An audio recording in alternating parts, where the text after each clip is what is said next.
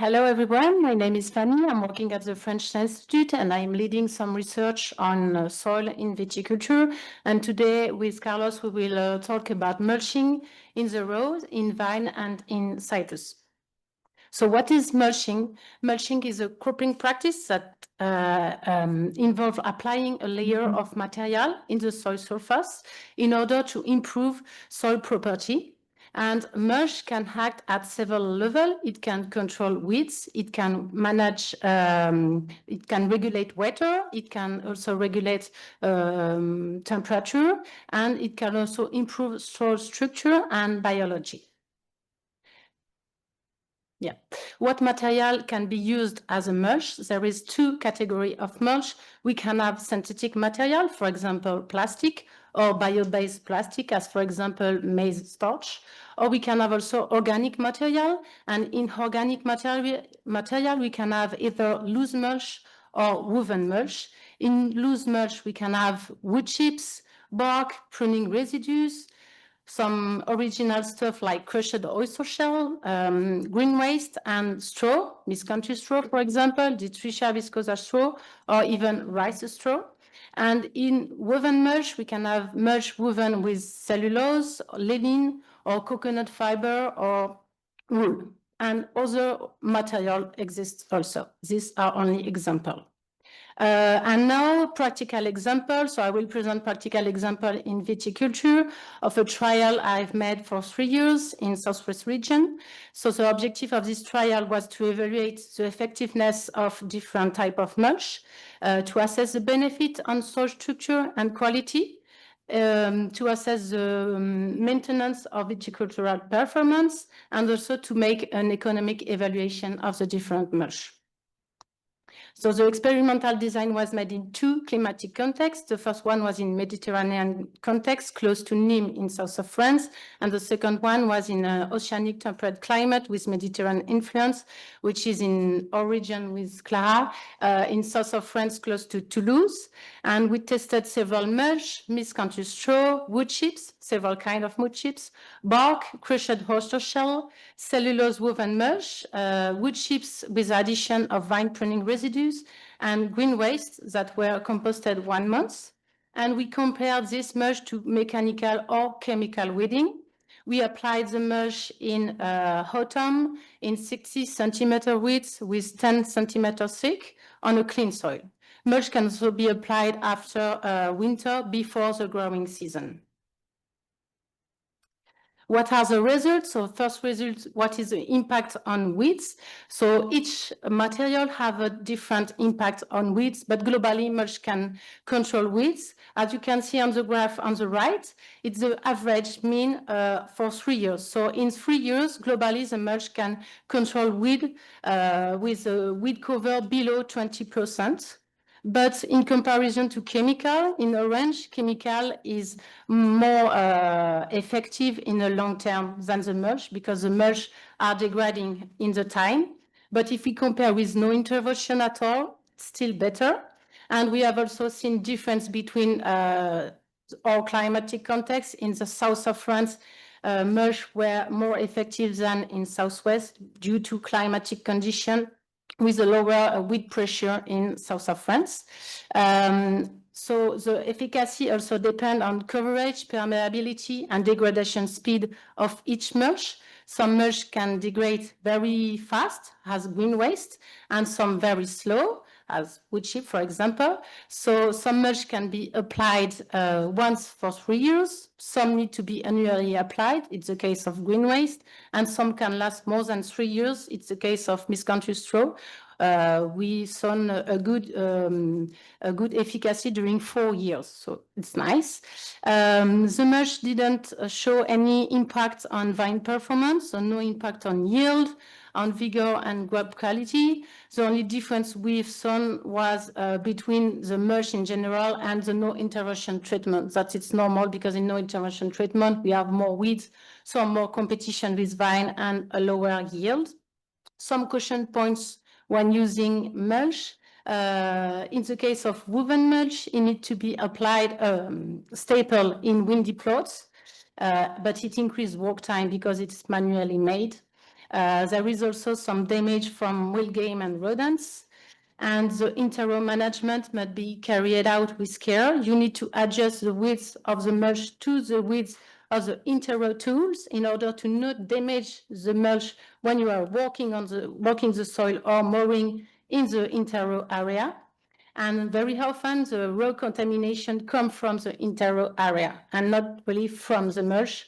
In the case, it's not degraded. And you also need to pay attention of the location on the vine inside the mulch. In the case of woven mulch, the weeds grow in the gaps. Other results on soil, so we have seen that mulch can buffer temperature fluctuation in the soil surface and also in dips at 10 centimeter dips. So we can keep soil hotter during winter and cooler during summer. So as you can see in this graph, we can have up to 5 degrees difference between a bare soil and a soil covered by mulch during heat waves during the day. And mulch has also an impact on moisture. We can keep more moisture in the soil when the soil is covered by mulch, but with difference according to the type of mulch used. Some mulch are greater than others to keep humidity. Oyster shell shown very good results. Especially in dry vintage, we can keep twice humidity more than a bare soil. And this impact of humidity, of course, is depending on the degradation speed of the mulch. Other impact of soil quality, mulch can increase organic matter, can increase pH, the case of oyster shell, can increase microbial biomass, and can also increase the abundance of earthworm. So we made a count of earthworm at initial state of the plot and 3 years after, according to the several mulches, and we can see that green waste and wood chip, for example, can double the number of earthworm in the soil. So key findings for viticulture, the efficacy of mulch is variable according to the type of material used, but can globally control weed for 3 years. So it's allowed to stop managing the raw area. The lifespan and the degradation rate is variable according to the mulch, but it can buffer soil temperature, maintain soil humidity, provide organic matter, and can increase biological activity. But there is a but, it's a high cost. It's not yet mechanically possible to apply the mulch, so you need to do it manually. You need a high amount of mulch per hectare. For example, for green waste, you need more or less 80 tons of green waste per hectare to have enough thickness. The mulch resource is not always available, and you also need to carefully manage the interrow area.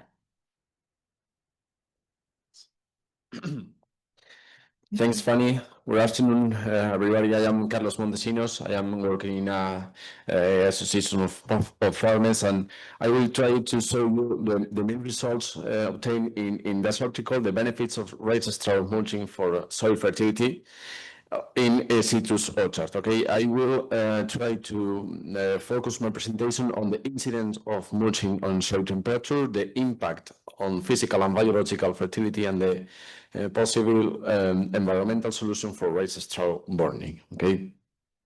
So first, the treatments. In that trial, we compare a soil mulching with raised straw with well compared with a bare soil with herbicides as a control. You can see the difference of the surface that we generate in the trial, and 2 replicates of each treatment were carried out in each study area, Paiporta and Sueca. So I'm going to start with the practical results. What's the impact of the mulching in the soil temperature?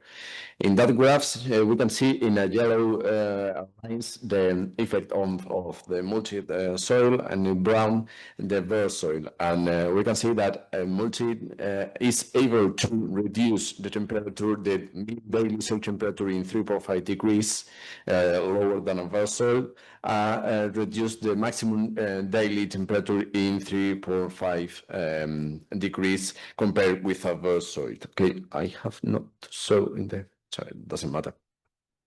To understand that effect, we have put the attention in this balance, and we saw that the mulching was able to increase the rotation solar reflect to the soil. This is the most important to reduce the temperature in the soil. But it's important to say that in citrus orchard, temperatures below of 50 degrees affects directly to the nutrient uptake and all the process related with the microbiological process. For that, it's important to, in that period, try to increase or maintain the temperature in that area. In winter months, no such difference were observed. This is very important. Then the impact, what's the impact on the physical and biological fertility? Well, we know that the ideal temperature for the earthworms is 20 degrees with a tolerance of 5 degrees above and below. This optimal range of temperature is achieved in Paiporta the 41% of the time, and in Sueca the 41% of the times, and in Paiporta the 41% of the time. This optimal temperature has a direct incidence in the growth and colonization of different macrofauna, especially earthworms and beetles, okay? And that generate cavities and galleries that has a direct incidence in the average saturated hydraulic conductivity. These graphs in yellow rows, you can see a mulched soil, and in brown, you can see a bare soil, and we can see how the infiltration is bigger in the mulched soil. And related with that, the amount of roots under mulching was between 3 and 8 times greater than in a bare soil due to the less soil compactation and the more moderate temperatures. At the last was the mulching impact on the humidity of the soil. In this graph, you can see in a blue line the rainfall accumulation in both experimental plots, and in the yellow lines, mulching compared with a brown line, it's a bare soil. Okay, you can see the evolution of the humidity in the soil, and the result is in the mulched soil, the average humidity was 1.2% higher than in the bare soil in the Paiporta plantation, and 3.9% lower in the Sueca plantation.